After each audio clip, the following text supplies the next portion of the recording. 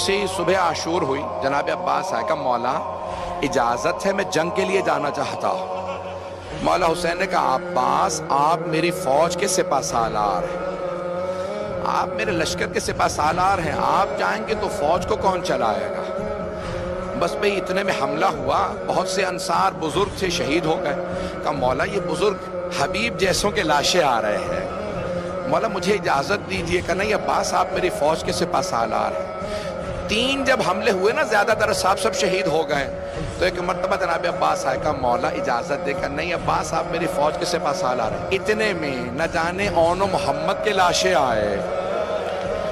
جناب قاسم کا اب جناب عباس سے رہا نہیں گیا، کہا مولا جنہیں گودوں میں پالا تھا اب تو وہ بھی مارے جا رہے ہیں، مولا مجھے اجازت دیجئے۔ کہا نہیں عباس آپ میری فوج کے سپہ سالار۔ کہا مولا وہ فوج کہاں ہے جس کا میں سپہ سالار ہوں؟ جیسے یہ خیمہ نصب ہے نا، خیمے کے باہر کھڑے تھے جناب عباس، تلوار سے ٹیک لگا کے کھڑے تھے، اچانک خیمے کے اندر سے آواز آئی۔ وہ والا خیمہ تھا جہاں مشکیزیں پانی کے بھر بھر کے رکھے جاتے تھے۔ جناب عباس نے آواز سنی کہ کچھ بچے مشکیزیں ہلا ہلا کے دیکھ رہے ہیں، شاید پانی رہ گیا ہو۔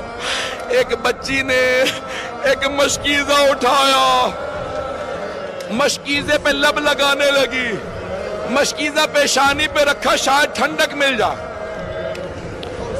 جناب عباس خیمے میں گئے، کہا بی بی کیا بات ہے؟ کہا چچا مجھے پیاس بہت زیادہ لگی۔ کہا بی بی مشکیزہ لیجئے میرے ساتھ آئیے، اپنے بابا سے کہیں مجھے پانی لانے کی اجازت دے دیں۔ سنیں گے اب آپ صاحب کو؟ کہا بی بی اپنے بابا سے کہیں مجھے پانی لانے کی اجازت دے دیں۔ جناب سکینہ نے کہا بابا چچا سے کہیں مجھے پانی لا دیں۔ میں یہی کہوں گا نا، مولا نے کہا ہوگا عباس اب آپ ایسی سفارش لائے ہیں میں رد نہیں کر سکتا، عباس آپ کو اجازت ہے۔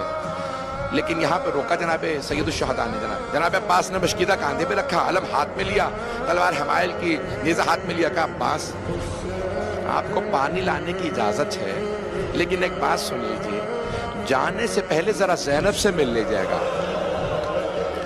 جناب عباس اس خیمے میں آئے جہاں جناب زینب تھی، اندر نہیں گئے، باہر سے کھڑے ہو کے کہا بی بی الوداع، بی بی میں جنگ کے لیے جا رہا ہوں، پانی لینے جا رہا ہوں، جنگ کی تو اجازت نہیں ملی، پانی لینے جا رہا ہوں۔ جناب زینب نے کہا عباس جانے سے پہلے ذرا کچھ دیر کے لیے خیمے میں تشریف لائیے۔ جناب عباس آئے، جب آئے نا خیمے میں سر جھکا کے کھڑے ہو گئے، آنکھیں بند ہیں۔ جناب عباس بہت قد آور تھے، جناب زینب نے دونوں باہیں جناب عباس کے گلے میں ڈالی، گلے میں باہیں ڈال کے ایک جملہ کہا عباس ذرا میری طرف دیکھنا۔ جناب عباس کے آنسو بہنے لگے، بہت غیور تھے۔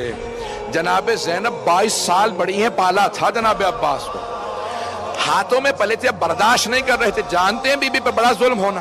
کہا عباس جب میں پہلی مرتبہ کوفے آئی تھی نا، بابا نے مجھ سے کہا تھا زینب آج آپ شہزادی بن کے آئیں، کل آپ کو قیدی بنا کے لایا جائے گا۔